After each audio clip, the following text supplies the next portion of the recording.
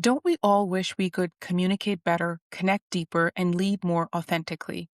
Today, my guest expert is an Emmy Award-winning journalist and executive communication expert who explores storytelling, leadership, perfectionism, grief, and what it means to stay fully human in how we show up.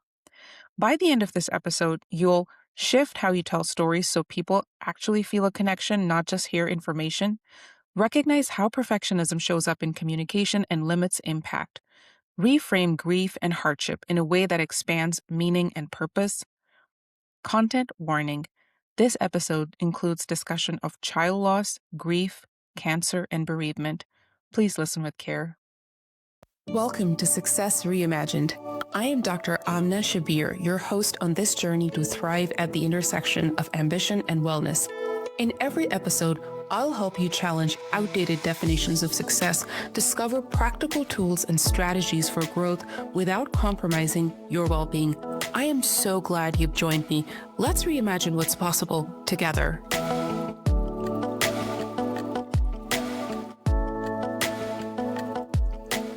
Today, I'm joined by Sharon Delaney McCloud, an Emmy Award-winning broadcaster, TEDx speaker, executive communication consultant, adjunct professor, and founder of a 3-time Inc. 5000 recognized firm.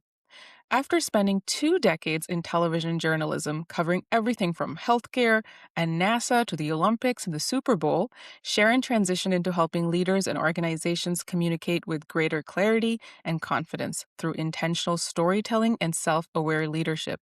I've been very much looking forward to this conversation. Welcome to the podcast, Sharon. Thank you so much. I am delighted to be here, Amna. You've had such an amazing, multifaceted career. We're talking journalism, leadership consulting, executive communication work. Please take us through some of those highlights and turning points that have shaped you into coming to the point that you are at today.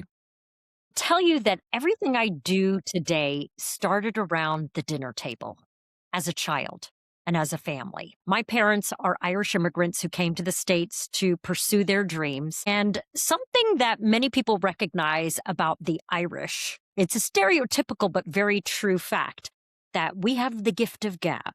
Irish people intuitively are storytellers, and that is a cultural priority. And when you go to Ireland and you sit across from someone, people don't necessarily want to ask, what do you do for a living? They want to know about who you are. What do you believe in? What do you think about?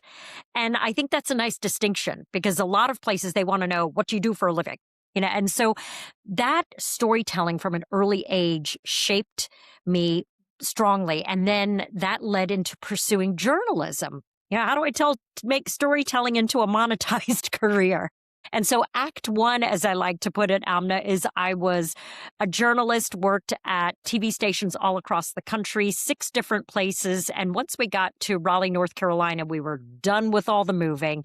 And I finished out my television career here and then left to start Act Two, which was putting out my shingle. Very much like you, an entrepreneurial spirit hit me, and I wanted to transition into a way where I could still use my storytelling communication skills, but in a different way. That is so inspiring, and I love that you brought in your cultural heritage and you're talking about the natural art of storytelling, because I feel that when we lead with what do you do and we share that, as time has gone on in my own personal life, do I find that as such a conversation stopper. And first of all, I also get to know nothing about you. So I love that you shared that. Yeah, I think that too many questions in, for example, a networking event that you might go to stop with the career stuff. But I think, honestly, people could have much richer conversations if they got to know the person a little bit better. And that's where storytelling comes in. And then my challenge for all the organizations, event planners, leaders that I work with is how do you then springboard storytelling into the workplace? Because that's how leaders can make a connection with their teams. Because facts push, but emotions pull. And that's what people need to be able to lead teams effectively.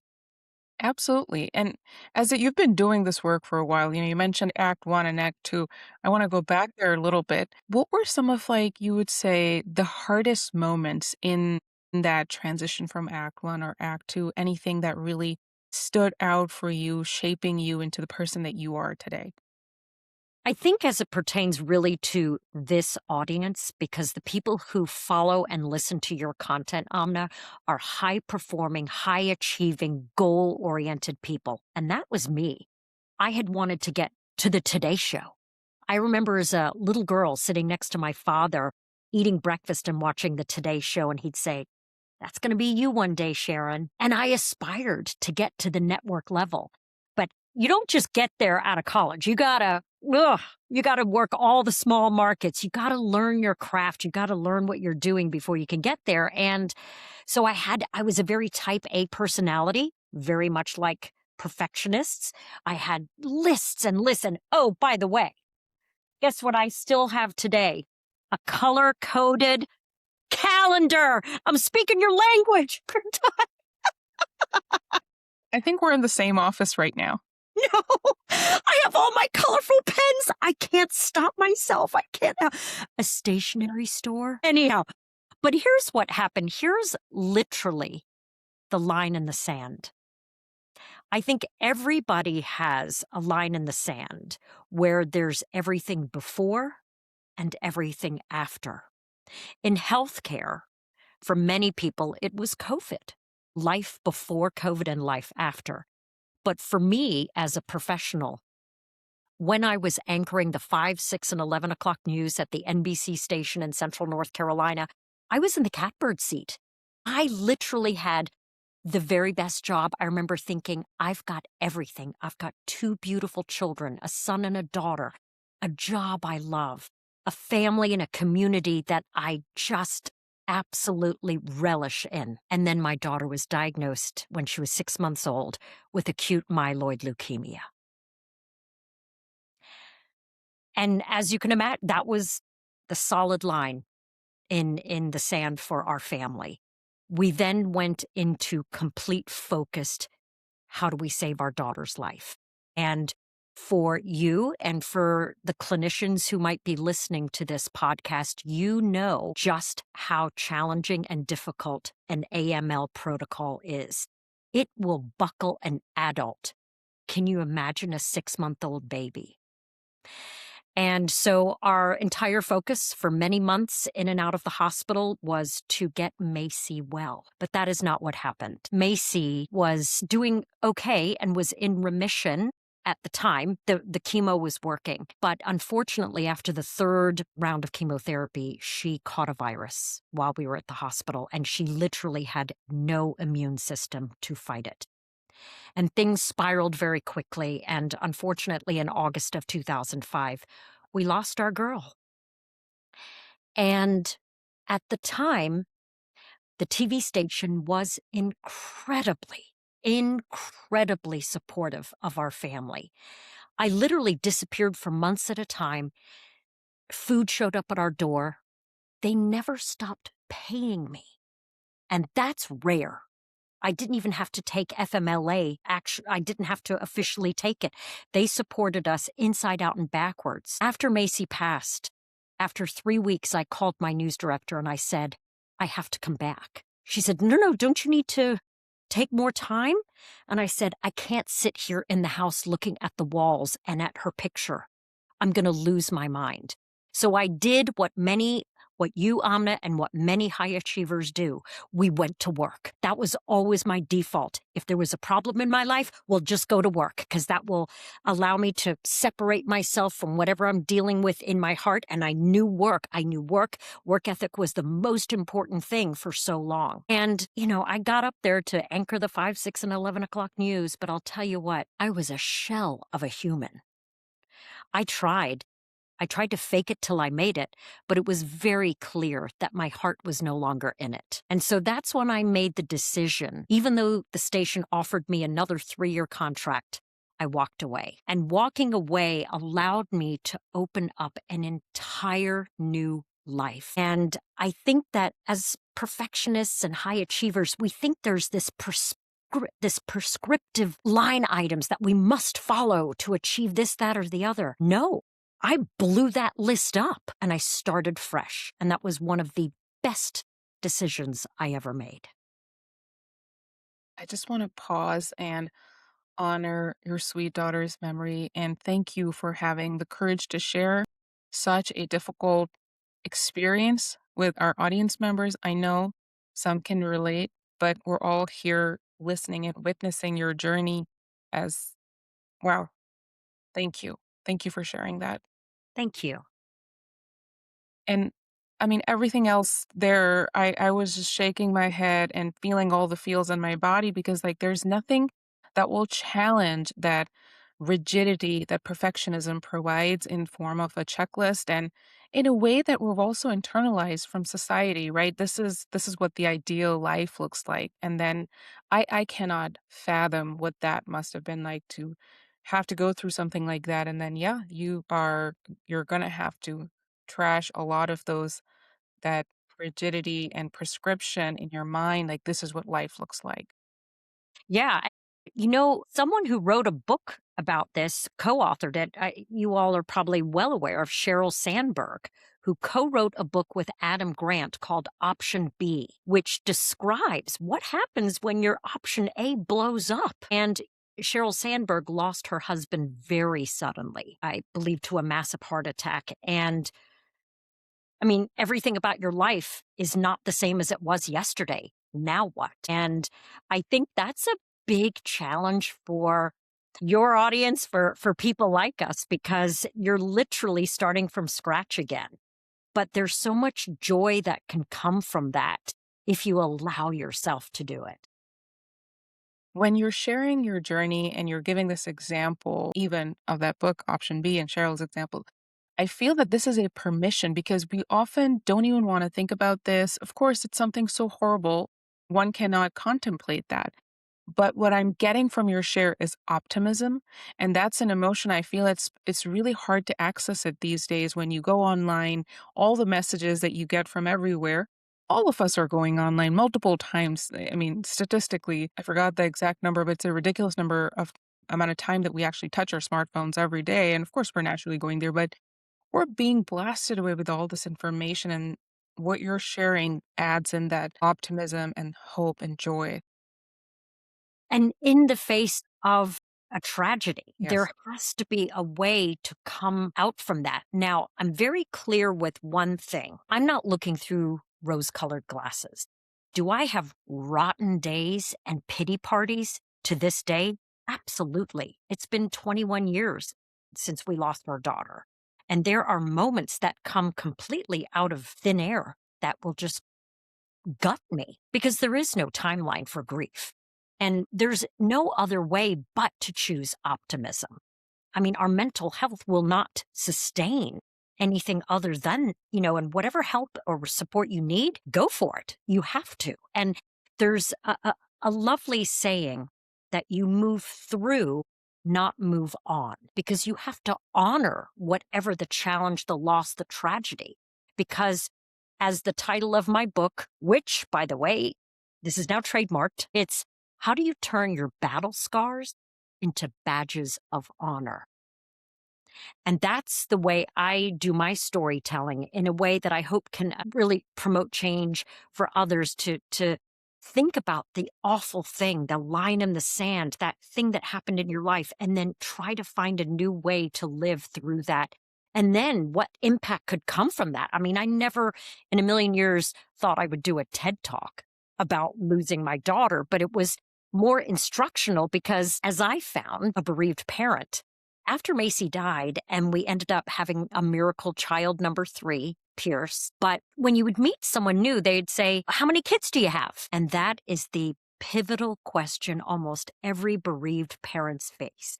Do I say all 3, including my heavenly child, or do I say 2 because I don't want to make this person feel uncomfortable? Because frankly, in the United States, we are allergic to talking about death or even aging. I mean, think about the multi-billion-dollar industry pretending like we're not getting older. Goodness gracious. Let alone talk about death. We as a culture have not embraced the reality of it. And so people don't want to talk about it. They don't have the language, didn't have the language. And so that became the focus of how can I help people find the language to talk to bereaved parents because there's a lot out there, whether you lost a child in utero, stillbirth, or an adult child, or an infant like mine. They're still your child.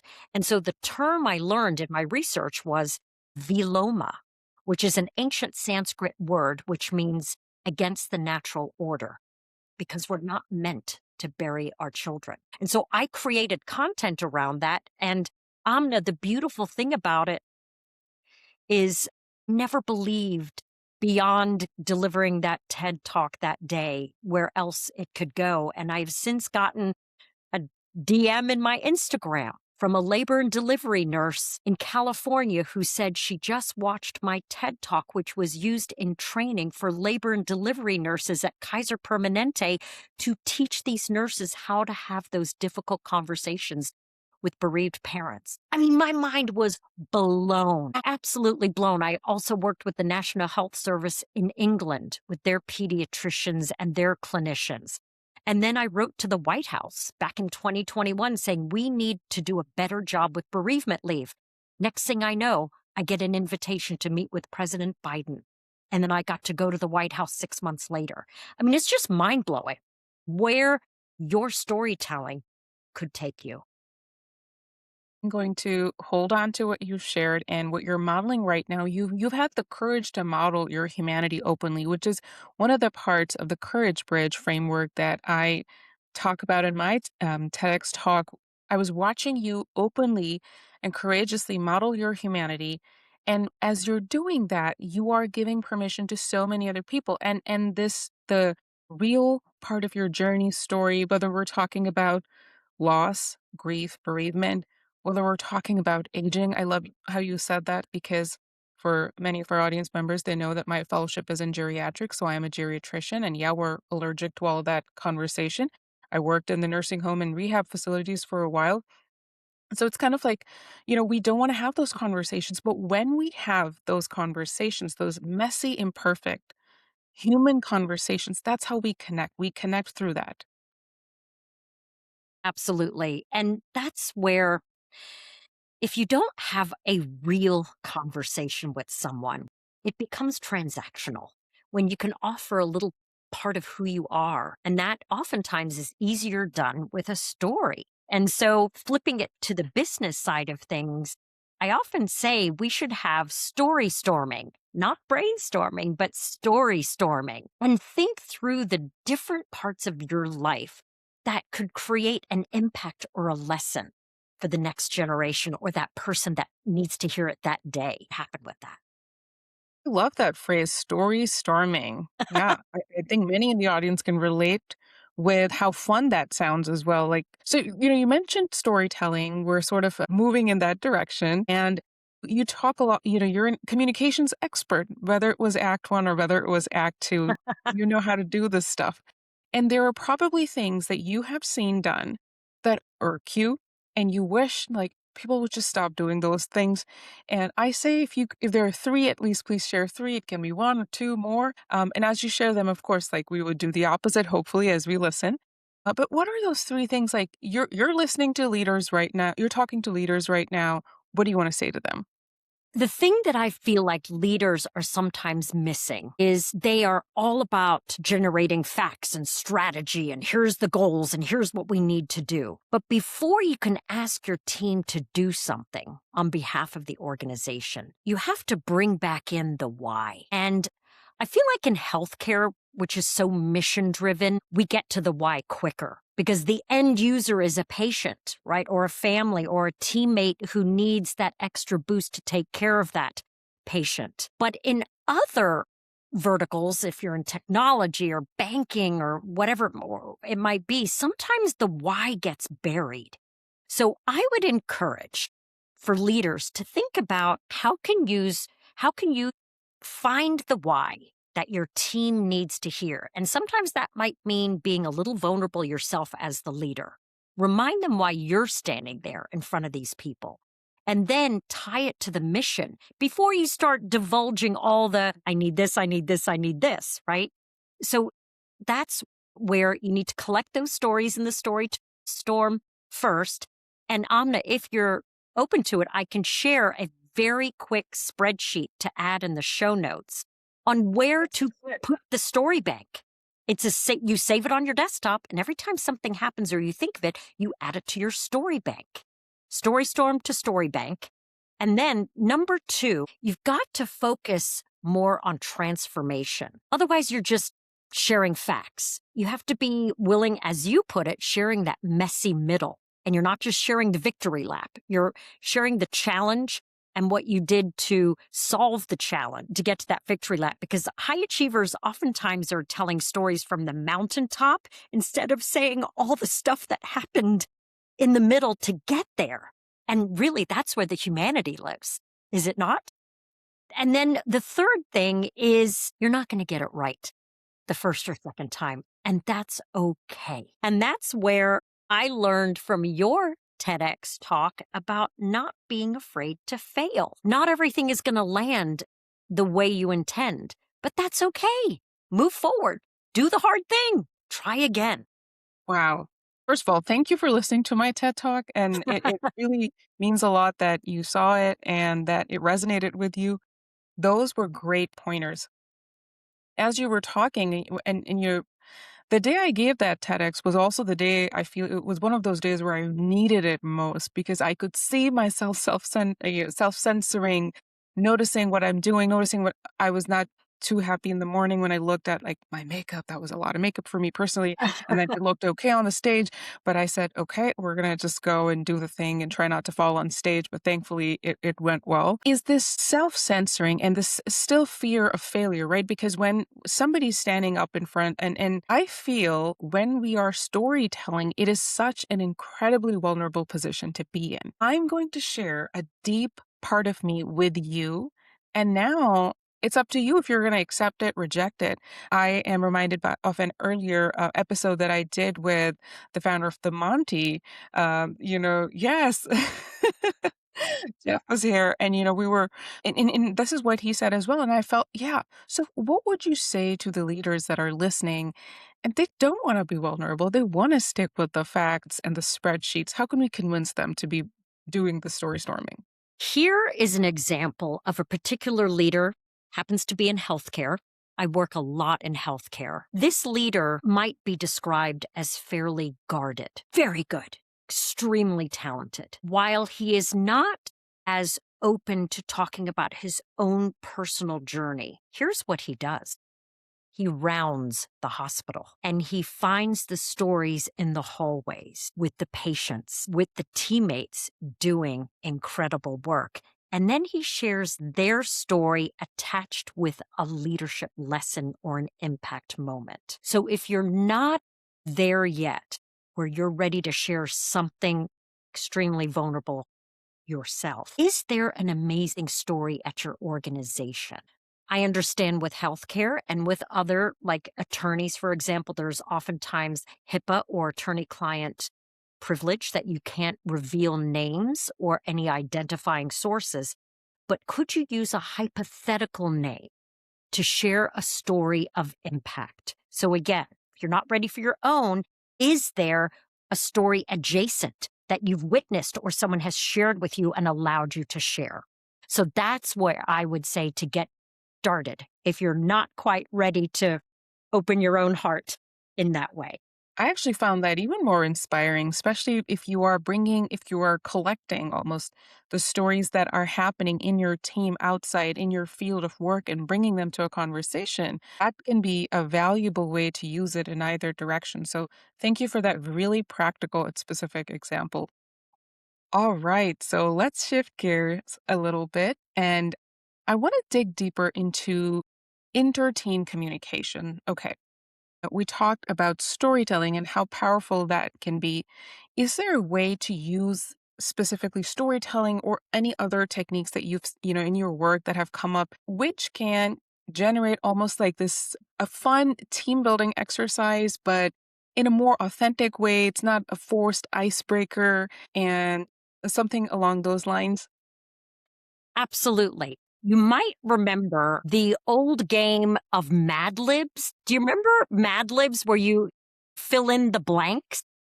Yes. Per se? Okay, so it's something where you could almost, in Let's say before a team meeting, you have an icebreaker that you want to start. And if you have tables that are round tables where you might have, 5 people at each table, you begin with a prompt and each person has to add on to the story. And what that does is it gets the creative juices flowing. And I actually do storytelling workshops where I introduce the various kinds of storytelling. And then I show popular examples of what those look like. And people are like, oh, yes, of course. That's, like the hero's journey, or there's all sorts of different kinds of stories. But then we do the fun little icebreaker where you get people to add on to a story. And then we ask people to self-reflect and write their own story. And you begin that with a prompt. And so that's always a fun way to gather. So that's a story storming in group effort. But then at the end, you collect all these stories, and it could be used for organizational storytelling. Like maybe you share it with your content team or your social media team or video team. All kinds of things can come out of that. And it's also a lot of fun. And you find out you can have some really cool questions like, what is something about you, Amna, that I cannot find on your LinkedIn, your Instagram, or if I Googled you? I like that question and I hesitate to answer.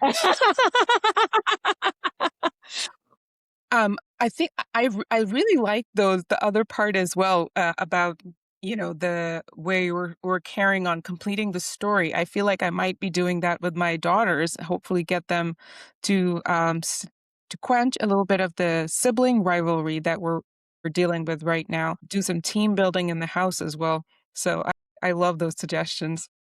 And it could be something you just start in a very authentic way at the dinner table. Just ask an open ended question that is the beginning of a story, and then have your daughters go back and forth and finish out a fun story together.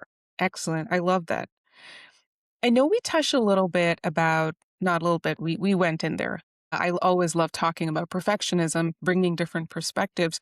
Now, in this context, if there are lots of these high performers sitting, they're very guarded, they've got to keep this persona outwards. Potentially everyone has something going on. I feel like life is like that. So, what have you noticed in the context of perfectionism when it comes to storytelling or team communication? I would love to hear your thoughts on that.